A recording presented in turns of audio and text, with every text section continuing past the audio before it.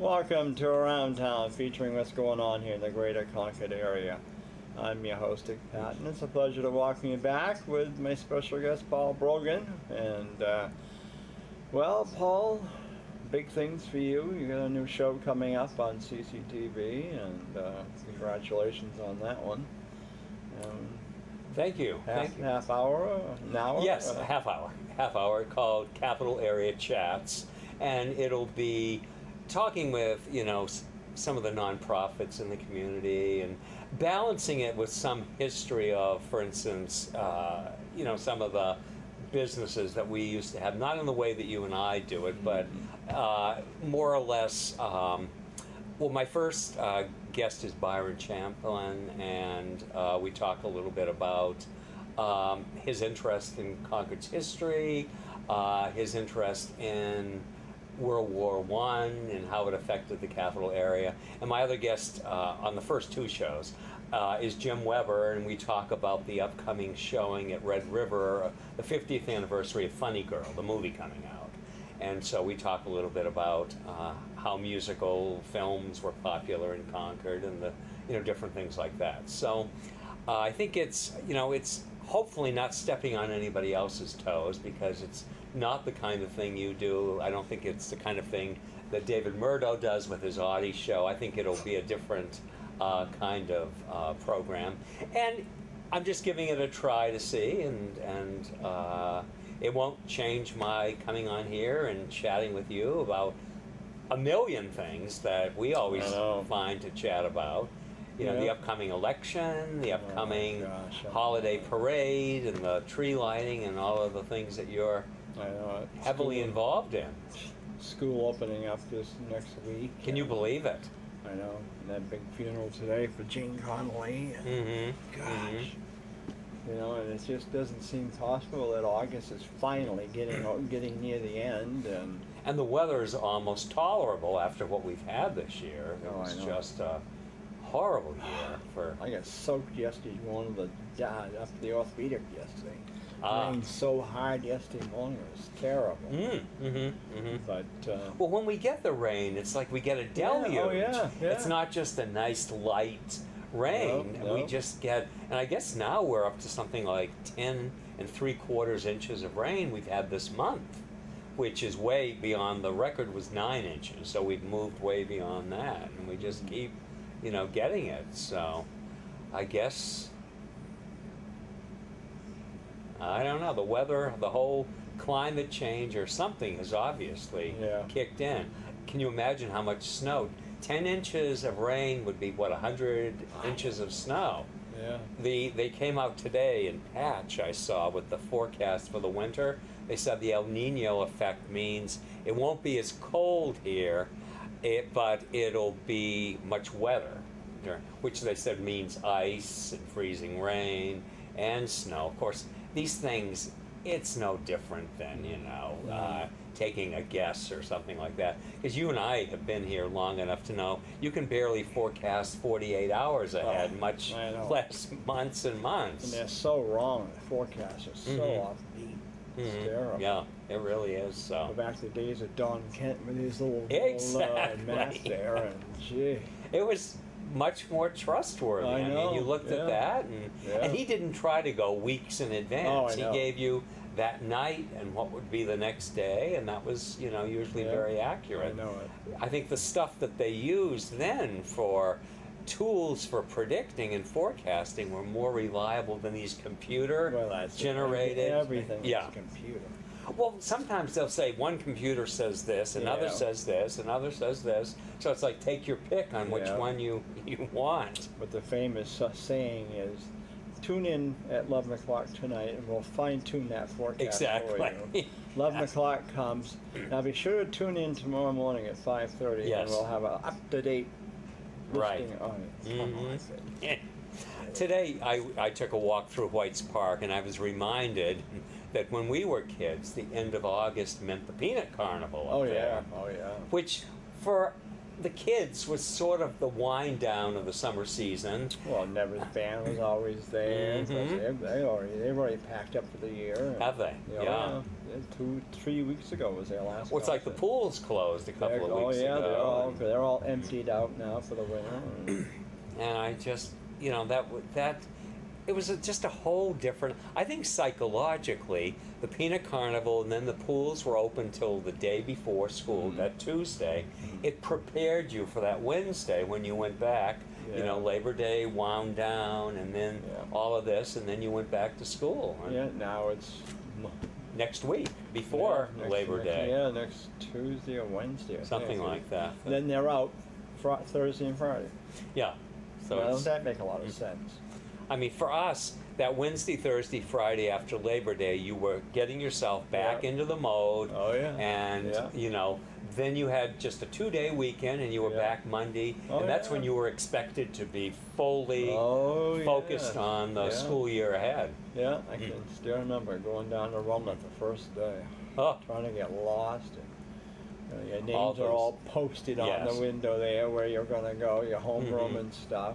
and all the wings, and up the 100 wing, it was downstairs. and having to switch in between classes instead of remaining in the one room and having that stability that this is where the learning takes place. The 200 wing was where all the 7th graders were, Mhm. and maybe 1 or 2 8th grade classes, but not many. No. And then the 100 wing was the 9th grade, Yeah. all that section.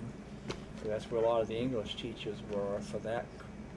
300 wing was Science and- science wing, and some of the 8th graders were down there. And then the 400 wing was the rest of the 8th graders. Right. And that was home economics and woodworking and Yep. metal shop and all that Mr. stuff. Miner, Mr. And then the 500 wing Smith. was the 2 band rooms. Mhm. So that was it. Mhm. Now I guess I got everything. Oh. Yeah, I haven't been back there in 50 years, so. I was going to go back this summer to get some of those scroll books because the principal told me, now he's left, that he would put some aside and for me to borrow. And then I never got down there. Mhm. And, but I don't know. And even Concord High, I haven't been back there since '98 when I last hosted an exchange student. Really? We went, and he was in the new wing then, and so it was quite different. I mean, the wing that I was in, the old section, had changed completely. Mhm. Even the auditorium was kind of dumpy. Mhm. It wasn't. But I'm sure they've maybe updated it Yeah, they now. have. I did go to a Right. show there a year or two ago. Because initially, when you went up in there, straight ahead was the principal's office Yes. and the assistant and Mhm. the attendance bureau there or whatever, because J. Preston Berry was the Mhm. principal when I was there. Mhm. And Mr. Brown, who was tall and thin with glasses, he was the assistant principal. Not to be confused with Mr. Brown from Runland. Yes. Philip Brown. Yes. Oh, yeah. Math, I think he was He- math. yeah, He was arithmetic. up by Rose McCormick, up on the second floor, I Yes. think. Yeah. He had the old-fashioned arithmetic. Yes, he did. Yeah. Yeah. Oh, So much yeah. more straightforward Oh, I know. and easy to understand. And he was a good teacher too. He was, You yeah. know, They No, used there to was some- call him names, but Oh, yeah. I was trying to think back with this thing with Connolly. I said, trying to think how many of my teachers are still alive, and there are a few. Mhm. Mr. Marston, who was the wood shop teacher for the 8th grade, Oh. he's still alive, and he lives in Pembroke, I think, or Mhm. Chichester. And then there's Arthur Clark, who lives in Chichester. He was business teacher and all that in 9th grade or 8th grade. And then there was, oh gosh, now I'm drawing a blank. But anyhow, those are some of them that were still, Mhm. Mr. Mark, the one who owns Caring Gift. Oh, yes. He was one of the music teachers. Mm-hmm. Now, Mr. Black, who was the tall guy, I Yes. don't know if he's still alive or not. I don't know he either. is. Yeah. But other than that, I think that's about all the ones that I know that are still Mhm. down there. Mhm. Oh no, I'll take it back.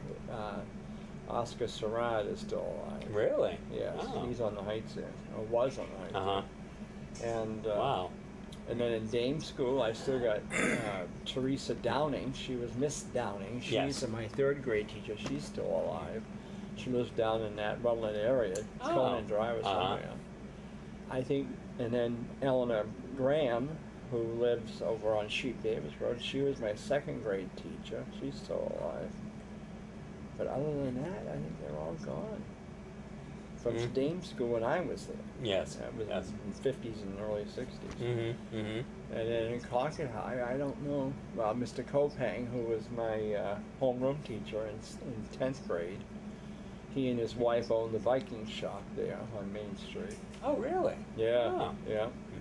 He was a teacher, math teacher too. Mm-hmm. Jim Regan and Mr. Spears, they're both alive.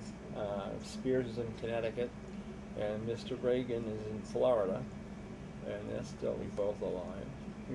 Reagan was bookkeeping, and Mm-hmm. Spears had contemporary problems for 10th graders or 11th grade, 12th grade, whatever. But I don't know, I can't remember many others up there. You look Olive at, Edmonds is gone. yeah, 102 years old she was. Now she was. What did she teach? Was she? She wasn't math. She was English, right? Was she? I thought she was geography. Maybe it was English. It could have been. Or geography. She was up on the second floor. She was second floor, yeah. Mrs. Sargent's still alive, but I didn't know. And Mr. Gaskell is. Uh-huh. Mm-hmm. He's out in Hopkins way or Mhm. something. I didn't Mhm. know that. Mm-hmm. But But he's got to be up in otherwise- his 90s. Yes. 90s. But yeah, I know. It Yeah. doesn't seem possible when you think about all the changes in the time. Mm-hmm. Bus 5 was the one I took from Dame School, and that was the. Then I got on to Bus 4, which made a little bit better time for me. But How long did it take you to get to Runlet from the Heights? well, we took the buses there because they Yeah. had to go to Brady Uh, or St. John's or whatever, and then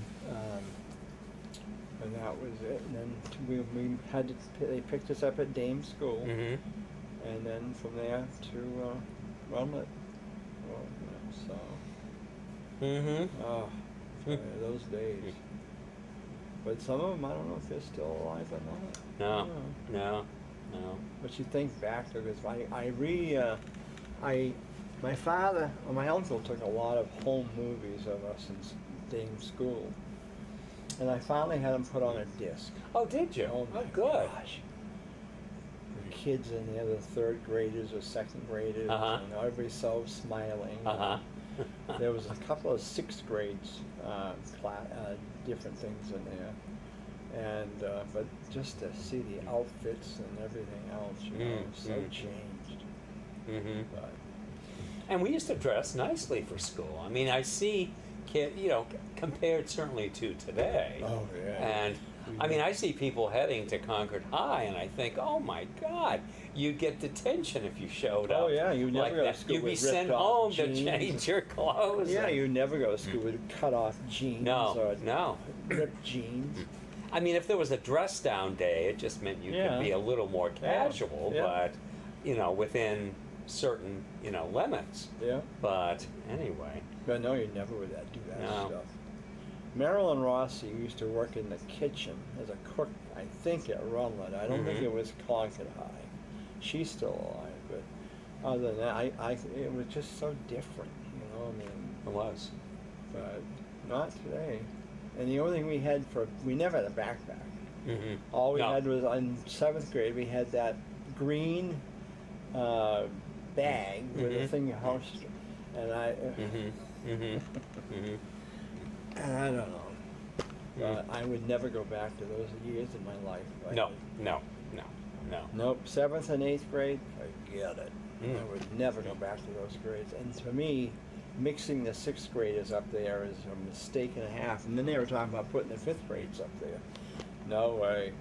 No, sir. I mean, there's such a difference in maturity and your ability to cope and everything else. And I don't know whether the exposure, the contrast is always a good thing to, do. I mean, school went until the 6th grade, and then Yeah. Runlet was 7, 8, and 9, Yeah. and then high school. Yeah. And you know, it was very defining, and you were more ready for it, as much ready as you were going to be. But, Yeah. It was. but you know, a few more days, and they'll all be back in school, and hard to believe I know. how quickly it goes by. And the primary is coming up. I've already lost 2 signs already. Well, I've read the great letters of support that have been written about you, and Yeah, but you know, it's this is your 4th term, is that correct? or about 5th. 5th. Yeah. Wow. Yeah, but I don't have the money to spend. Primary, especially, Mhm, mhm. and usually in a primary they don't encourage races like this. Right. Like this year, Mhm. there's a group that's out there that got people to sign up everywhere. Mm-hmm, mm-hmm. I mean, usually there's one, that's it. Right, And you focus on November, not this Mhm. time. Mm-hmm. So I'm hoping to get through the primary. I'm not going to stand here and promise stuff. I never do. No, no. Only that I'll do the best I can. Yes. As I've said in the letter that I wrote, I'm one of 400 people. Yes. You know, I'm not Yes. going to make a difference in 1 year up there. No, no. You know, I've written bills. Yes, some of them got tabled or got Right. tossed Mhm, out, but mhm. you know, it's not like I've been sitting there twiddling my thumbs. No. Well, the thing is also, you're great at listening to people. Your constituents Yeah.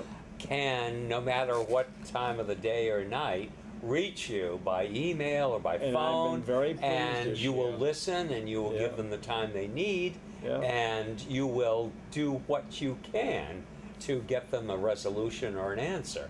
Yeah. And I think that's the best that somebody can do. I don't think all kinds of promises may sound impressive momentarily, but anyone with an understanding of how the system works and how the legislature works would know that, yes, you can go in there and propose things and try to do things, but there's no guarantee that And you're you- going to get a consensus. And you figure you get $100 a year, no Yeah. mileage. They Right. take taxes out of that, you know, Mhm. and you're spending hours up there. Mm-hmm, mm-hmm. This year I did miss a few things because we already had plans to go to Seattle Mm-hmm. for my Mormon, I call my Yes. Mormon son's 40th Mhm. birthday. He Mhm. wanted me out there, so we went out, made a Mhm. fast trip. Mhm. So I missed a key day there. Mm-hmm. January we went down to my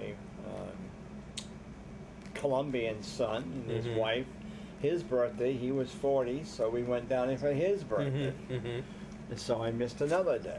Then the wife had planned us to go to Connecticut for a function down there. I had to miss another, but what are you going to do? Mm-hmm. Mm-hmm. You know, as she said, they're not paying you thousands of dollars No, to be there. no, And no. she said, your family's got to come, your family. Yeah. So what are you going to do? Yeah, exactly. You know, and they understand. And everything was excused, but Mhm. people see that they say, "Oh, well, you Yes. missed." I had somebody who said, "Well, I could write you a letter, but you missed a couple of." Well, Yeah. ask, Mhm. you know, and I'll Mhm. tell you. Mhm. But so I don't know. I'm hopeful that, and if anybody starts saying about, well, get in there and try it, see what happens. Yeah, exactly. You know? Exactly. Mm-hmm. But and it's none of it's not handicapped accessible, which doesn't help either. And whichever party is the minority, they have their caucuses over in the LOB. I can't get over there. Mm-hmm. Mm-hmm. But anyhow, but no, I'm hoping. I will say I've had some good people this year who called me during the last year or so on different things, and I Mhm. was glad. It was nice to Mhm, hear from mhm. somebody. There's a gentleman over in McKenna's Purchase. His first name is Scott, and he's written to me a couple of emails, and I've tried to get him the answers he's looking for. Mm-hmm. Mm-hmm. But you know, it's hard Yes. because you know. You've got some legislators who will go up there and take a sleeping bag and a pillow and stay there all summer, Mhm. all winter, all summer, every day. Mm-hmm. Well, I'm sorry, but I got more things to do than do that. Mm-hmm. Mm-hmm. But you know, I mean, they've been there for eons, and Yes. so. Right. But I got more things to do. But I Mhm. do if I don't understand something. Yes, I will make calls, and talk to people and try to get a better understanding. And I'm not afraid to listen to the other side just to see what they got to offer. Right. Exactly. And now you've got the libertarians in there too. Not many, but No. there's a few, and I listen to them too. Exactly. Exactly. You know, it's not. Well, just as you would like to think they would listen to you. Yeah, You know, exactly. there has to be at least some of that. Otherwise, you don't understand where they're coming from if you don't listen. And it's. I don't know. You know, I'm like I said, I'm not promising anything. I'm just going to hope to do the best. I'll be at the polls, but I don't know how much I can stand out there. But I got to have my walker with me. But sometimes that looks like you you wonder how many people think, oh, well. Then you got this other one who's a competitor who never voted in her life, registered the day she filed. Now that's not, never voted. So I don't know. Well, you can only do what you have always done, and that's do the best you can. That's all I can do. And that's, you know. I can't afford ads, and I think people generally, I think they get sick of all these signs on the roads. I mean, God, some of them are like every 5 feet or 3 feet there's a sign. Well, I know I've had people that have come to see the foliage a little later on in past years and have said those signs are so hideous. They ruin the whole beauty of because, well, the same person will have 20 signs in a row. Yeah, they will. And that, you know, would that tend turns to... people off. It does, it does. So, and like I said, the signs I've used for the last 14 years or so. I just don't have the money. They're expensive. You know, they're very expensive to print, and they want you to use a certain shop. And, Exactly. but anyway, so, and then run on to the parade and the tree lighting, which I had thought I was going to retire, but evidently on the parade part, but the Grange is going to be still doing the creche and the lights for, and like I told somebody, the tree lighting is a package deal. It's not just one tree. There's 3 trees. Heights, downtown, and Eagle Square. Yes. And the Eagle Square is dedicated to the armed forces. You can't be home for the holidays. That's why it's got white lights on it with a red and blue star. And that's very important. And those traditions, and it's great that the Grange is continuing that, because I think your record, you know, you and the Grange, speaks for itself of keeping these traditions alive. And we brought back the Easter egg hunt and all that. This second time this year. And what a crowd.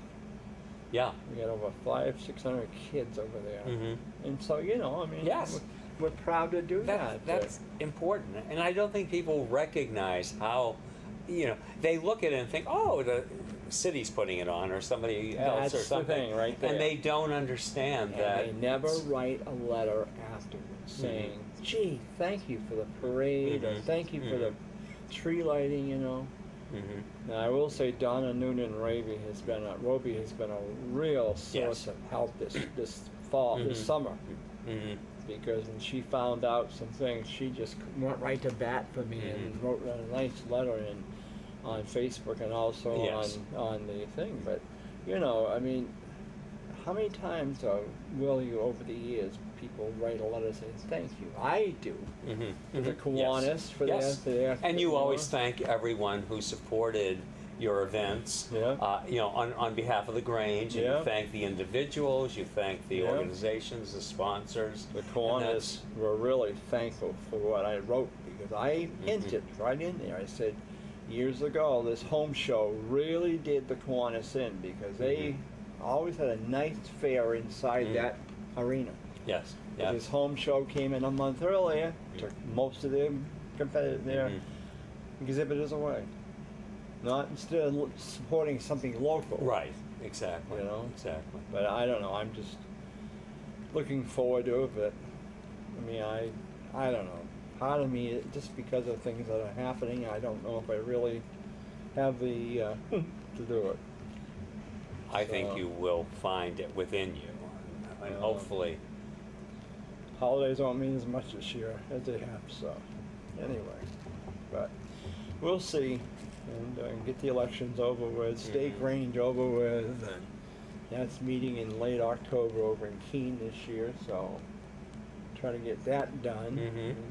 everything else. So. Well, I know I speak for a lot of the people in the community in saying thank you to you and the Grange for making the holidays brighter and happier and more meaningful and more about something from the heart and nothing You've always been commercial. such a good support. Well, and losing this guy here, I'm telling you, is going to be a tremendous loss. well, we'll start a petition drive to keep him here. I don't think so. And I think a lot of people will support such a drive because he's been amazing. His he has humor, been. spirit, and just his obvious always said- delight in what he's doing. I've always said he's been my guardian angel over here, but I'm losing him. But anyway, you know, I appreciate the remarks that you always make because it means a lot. Because again, some people just take it for granted. The city did that. The city doesn't do that. I mean, remember the beautiful lights on the poles we had years ago? Yes. Nobody knows that. And you can't find any pictures that I can really find No. of them No. lights. You know, we used to have beautiful lights in those poles. I'd still like to see pictures of the intersection of Pleasant and Main because I remember candelabra. those lights from my youth. But again, I think in the days where you didn't have the ability to take a picture with your phone or something, you know, somebody going out there with photographic equipment and setting it up and doing all that, it's unfortunate because we lost you know, documentation of so many years that would be fascinating to look at and see today. Because they used to say that there was that same type of setup down at Pleasant in Maine. Yes. That Bridge Street in North Maine had it too, but I don't remember that one. Yes. I don't remember that one. I remember the one down with the candelabra, and then that was wherever it went to. No, I remember the one at Bridge because you'd go through that and it was so lovely, and then boom, you saw Carlene's Cafe. And it sort of brought reality back. A little bit. New Year's Eve early. Yes, exactly. But, well. But no, I just, you know, it's sad because, you know, and then of course the manger, you know, we found there was a movement that they wanted this group that was going to get rid of it. Can't. I said that's the Grange and the Knights of Columbus. Well, that means the ding dong has come again. Wow. So Okay. Time to say farewell, but for another time. We'll try to get you on before he leaves. Absolutely. Yes, I'd love to. So yeah, when's your first show start? Probably early September. So we will have you on sometime. Well, we will. So anyway, well, you take care of yourself, and thank you. Thanks Great to be again, here. Ian, and we'll look forward to seeing you all around town in the future there. So enjoy the Labor Day weekend coming up, and back to school. So I'm Vic Patten, your host.